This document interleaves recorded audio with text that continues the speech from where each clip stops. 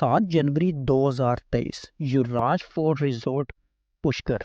यहाँ पर हुआ एक ऐसा कत्ल जिसके खुलासे ने पूरे इंडिया को हिलाकर रख दिया था। The case where nearly 100 teenage girls were sexually abused laid bare a toxic mix of religious reach and political impunity. 30 years on, the case is open, even today, resisting cure or closure for the survivors.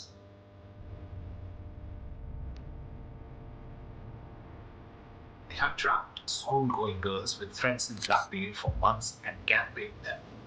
A photocolor lab printed their new photographs and helped circulate them. बहुत सारी चीजें हैं, बहुत से पहलू से अपन कहते हैं कि किसी के प्रभाव को भी आप आंकलन करें तो उसको सोशली, इकोनॉमिकली, रिलीजियसली, पॉलिटिकली, ऐसे मतलब आप कई एंगल्स को आप उनको देखते हैं। Why are you still calling me to the court again and again? It has been 30 years. I am now a grandmother. Leave me alone. India के स्टेट राजस्थान के शहर अजमेर के साबिक काउंसलर स्वाई सिंह अपने कुछ साथियों के साथ रिजोर्ट में चाय पीने के लिए रुके। तभी बाइक पे सवार 2 लोग रिजोर्ट में दाखिल हुए जिनके हाथ में बंदूकें थीं। वहां खड़े लोग या स्वाई सिंह के साथी कुछ कर पाते इससे पहले ही उन्होंने स्वाई सिंह पर गोलियां बरसाकर उनको कत्ल कर दिया और फिर वो दोनों हथियारे वहां से फरार होने में भी कामयाब रहे। और जब इस मर्डर की इन्वेस्टिगेशन स्टार्ट हुई तो कुछ ही देर में उन दोनों कातिलों को पकड़ लिया गया। उनका नाम था सूर्य प्रताप सिंह और धर्म प्रताप सिंह। हमने अपना बदला पूरा किया, इन्हीं अल्फाज के साथ उन दोनों कातिलों ने इस कत्ल की जिम्मेदारी कबूल कर ली। उनका इस तरह से कन्फेशन करना सभी को हैरान कर रहा था, लेकिन फिर उन्होंने पुलिस के सामने अपने बदले के पीछे का सच बताया जिससे अजमेर स्कैंडल का दर्द दोबारा से ताज़ा हो गया।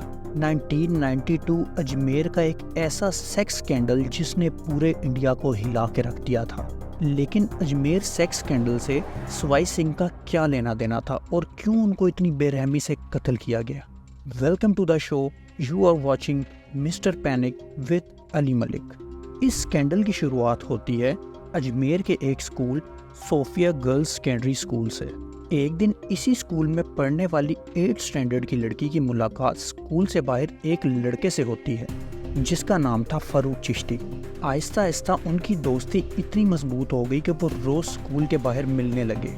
हालांकि उस लड़की से फारूक उम्र में काफ़ी बड़ा भी था, लेकिन इस एज डिफरेंस वाली बात में इन दोनों के रिलेशन पे कुछ खास फर्क नहीं पड़ा। उल्टा इस हद तक कि उनकी दोस्ती आपस में बहुत ही गहरी होने लगी और वो फारूक चिश्ती पर बहुत ही ज़्यादा इत्तेमाद करने लगी थी। आहिस्ता आहिस्ता उनकी ये दोस्ती प्यार में बदलने लगी। और फिर ऐसे ही एक दिन जब वो लड़की फारूक चिश्ती से मिलने के लिए स्कूल से बाहर गई तो फारूक ने उसको अपने फार्म हाउस पर चलने के लिए बोला। और जब वो दोनों फारूक के फार्म हाउस पर पहुंचे तो फारूक ने लड़की को बहुत ही कंफर्टेबल फील करवाया। वहीं पर वो दोनों प्यार मोहब्बत की बातें करने लगे और जब फारूक को ये मालूम पड़ा कि वो उससे बहुत ही ज़्यादा घुल मिल सी गई है तो फारूक ने उसको फिजिकल रिलेशन बनाने के लिए उकसाया और तभी वो लड़की भी बिना किसी शक किए इस सब के लिए मान गई। उन दोनों ने साथ मिलकर फिजिकल रिलेशन तो बनाया, लेकिन इसी दौरान फारूक चिश्ती ने लड़की के कुछ अश्लील फोटोज कैप्चर कर लिए और इस सब के बाद एक खतरनाक कहानी ने जन्म लिया जब फारूक चिश्ती ने अपना असल रंग दिखाया और लड़की को उसके फोटोज दिखाकर ब्लैकमेल करना शुरू कर दिया। और वो उसको ये कहकर ब्लैकमेल करने लगा कि अगर यही फोटोज तुम्हारे स्कूल में, तुम्हारे फ्रेंड्स में या तुम्हारी फैमिली में दिखाए गए तो तुम्हारा क्या होगा। वो लड़की फारूक के सामने रोने गिड़गिड़ाने लगी, लेकिन तब फारूक ने अपनी असल चाल चली। उसने बोला, अगर तुम चाहती हो कि तुम्हारे ये अश्लील फोटोज कोई ना देखे तो तुम्हें कल अपनी किसी दोस्त को मेरे फार्म हाउस पर लाना होगा। ये सुनकर वो लड़की अच्छे से समझ चुकी थी कि वो फारूक चिश्ती के हाथों ट्रैप हो चुकी है। उस वक्त उसके पास अपनी इज्जत बचाने का और कोई तरीका नहीं था।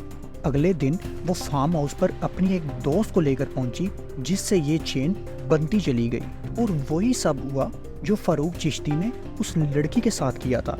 लेकिन इस सब में फारूक चिश्ती अकेला नहीं था, उसका एक दोस्त नफीस चिश्ती और कुछ और लोग भी शामिल थे।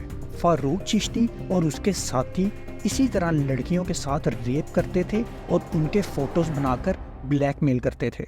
उनके फोटोज फारूक चिश्ती और उनके साथियों के पास होने के बावजूद उनमें से कुछ लड़कियों ने ये तमाम बातें اپنے گھر پر بتائیں، لیکن سوسائٹی میں اپنی عزت بچانے کی خاطر ان کے گھر والوں نے ان لڑکیوں کو چپ کروا دیا، کیونکہ فاروق چشتی اور اس کے ساتھی کوئی عام لوگ نہیں تھے۔ ان کا تعلق اجمیر کی ویل نون فیملی سے تھا اور کوئی چاہ کر بھی ان کا کچھ نہیں بگاڑ سکتا تھا۔ یہ فیملی بہت ہی جانی مانی فیملی تھی، وہاں کے لوگ ان سے ڈرا بھی کرتے تھے۔ اس فیملی کے دونوں لڑکے کسی سیلیبریٹی سے کم نہیں تھے، ان دونوں کے پاس پیسہ، پولیٹیکل پاور اور سوشل پاور تھی، جس وجہ سے لوگ ان سے ڈرتے تھے، ان کے سامنے سر جھکاتے تھے۔ یہ دونوں تھے فاروق چشتی اور نفیس چشتی۔ یہ دونوں یوتھ کانگریس کے ممبر بھی تھے۔ ایک طرف فاروق چشتی اجمیر یوتھ کانگریس کا پریزیڈنٹ تھا اور دوسری طرف نفیس چشتی اجمیر انڈین نیشنل کانگریس کا وائس چیئرمین تھا۔ اور یہی وہ وجہ تھی، یہی وہ پاور تھی جس کے چلتے یہ دونوں اپنے کرائمز کو چھپاتے تھے اور آہستہ آہستہ یہ اس سیکس سکینڈل کی چین کو بڑھاتے گئے۔ ان کو کوئی بھی پوچھنے والا نہیں تھا۔ فاروق چشتی کا فارم ہاؤس اس کے کالے کارناموں کا اڈا بن چکا تھا اور رپورٹس کے مطابق ان کی یہ چین اتنی لمبی چلتی گئی کہ جن لڑکیوں کو یہ بلیک میل کرتے تھے اور ان کا ریپ کرتے تھے، ان کا نمبر 250 سے بھی زیادہ جا پہنچا۔ جن لڑکیوں کے ساتھ یہ سب کچھ کرتے تھے، ان لڑکیوں کی عمر صرف 11 سے 20 سال کے درمیان تھی۔ اور حیرانگی اور افسوس کی بات تو یہ ہے کہ اس 250 کے نمبرز میں سے کچھ ہی کیس فائلز ہوئے۔ کسی نے سماج میں اپنی عزت بچانے کی خاطر کیس فائل نہیں کیا، اور جس نے کیس فائل بھی کیا انہوں نے فاروق چشتی اور نفیس چشتی کے پولیٹیکل سٹیٹس کو دیکھتے ہوئے اپنا کیس واپس لے لیا۔ بے حد ہی دکھ کی بات تو یہ ہے کہ اس سب کے چلتے 6 سے 8 لڑکیوں نے سوسائڈ بھی کر لیا۔ لیکن اسی دوران دینک نو جیوتی نیوز کے ایک سینئر رپورٹر مدن سنگھ کے ہاتھ یہ خبر لگی۔ جب انہوں نے اس پہ ریسرچ کی تو وہ سبھی سچ جان چکے تھے، لیکن وہ یہ بھی جانتے تھے کہ فاروق چشتی اور اس کی فیملی کے خلاف نیوز میں خبر رپورٹ کرنا آسان نہیں ہوگا۔ لیکن پھر بھی مدن سنگھ نے ہمت دکھائی اور ان کی اس بہادری کی وجہ سے یہ سکینڈل اجمیر کیا پورے انڈیا میں آگ کی طرح پھیل گیا۔ اس نیوز آرٹیکل میں مدن سنگھ کی جانب سے اس سکینڈل کا تمام سچ چھاپا گیا اور اس میں کچھ لڑکیوں کی تصویریں بھی شامل تھیں۔ اب یہ سکینڈل دیکھتے ہی دیکھتے پورے انڈیا میں پھیل گیا۔ اگلے ہی دن پورا اجمیر پروٹیسٹ کے طور پر سڑکوں پر نکل آیا۔ لیکن یہاں دکھ کی خبر تو یہ تھی کہ جب اس نیوز آرٹیکل کا پتہ فاروق چشتی اور نفیس چشتی کی فیملی کو لگا تو تب مدن سنگھ جی کا نام ان کے سامنے آیا۔ اپنی اس آگ کا بدلہ لینے کے لیے انہوں نے ایک پلان بنایا۔ مدن سنگھ جب رات کو اپنی بائک سے اپنے گھر جا رہے تھے تو انہوں نے مدن سنگھ کا پیچھا کیا۔ جب مدن سنگھ کو اس بات کی بھنک لگی کہ کوئی گاڑی ان کا پیچھا کر رہی ہے تو انہوں نے اپنی رفتار کو بڑھایا، لیکن اسی وقت اس گاڑی کی کھڑکی میں سے ایک ہاتھ نکلا اور اس نے مدن سنگھ پر ایک گولی چلائی اور وہ گولی مدن سنگھ کی رائٹ ٹانگ پر لگی۔ پھر بھی مدن سنگھ نے ہمت نہیں ہاری۔ اس گولی کی آواز سے آس پاس کے کچھ لوگ وہاں جمع ہو گئے، جن کی مدد سے مدن سنگھ ہاسپٹل تک جا پہنچے۔ لیکن پھر اسی رات جب مدن سنگھ ہاسپٹل میں تھے تبھی کچھ لوگ ہاسپٹل میں داخل ہوئے اور انہوں نے مدن سنگھ کو قتل کر دیا۔ اور ان ہتھیاروں میں جنہوں نے مدن سنگھ کو ہاسپٹل میں گھس کے قتل کیا، ان کا مین کلپریٹ تھا جس کا نام تھا سوائی سنگھ۔ یہ وہی سوائی سنگھ تھا جس کا ذکر میں نے کہانی کے شروع میں کیا، جس کا قتل سوریا پرتاپ سنگھ اور دھرم پرتاپ سنگھ نے کیا تھا، اور یہ دونوں مدن سنگھ کے بیٹے تھے، جنہوں نے سوائی سنگھ کو مار کر اتنے سالوں بعد اپنے باپ مدن سنگھ کے قتل کا بدلہ لیا۔ لیکن مدن سنگھ کے قتل کے بعد بھی فاروق چشتی اور نفیس چشتی کو کوئی خاص فائدہ نہیں ہوا، کیونکہ یہ خبر تو پہلے سے ہی پھیل چکی تھی۔ اور اس کے بعد پولیس کی انویسٹیگیشن شروع ہوئی، جس کے بعد اس سیکس سکینڈل کا خلاصہ ہوتا چلا گیا۔ سپٹمبر 1992 میں 15 سے زیادہ لوگوں پر مقدمہ درج کیا گیا، لیکن ان میں سے صرف 8 ہی لوگوں پر مقدمے چلے اور انہیں عمر قید کی سزا سنائی گئی۔ اور پھر دکھ کی بات تو یہ ہے کہ راجستھان ہائی کورٹ نے ان 8 میں سے 4 لوگوں کو 2001 میں بری کر دیا۔ اور آپ کو یہ جان کر حیرانی ہوگی کہ ان 8 لوگوں میں بھی فاروق چشتی کا نام کہیں نہیں تھا، کیونکہ فاروق چشتی کے لائر نے کورٹ میں یہ پروف کر دیا تھا کہ فاروق چشتی کی مینٹلی حالت ٹھیک نہیں ہے اور فاروق چشتی تمام ایلیگیشن سے بآسانی بچ نکلا۔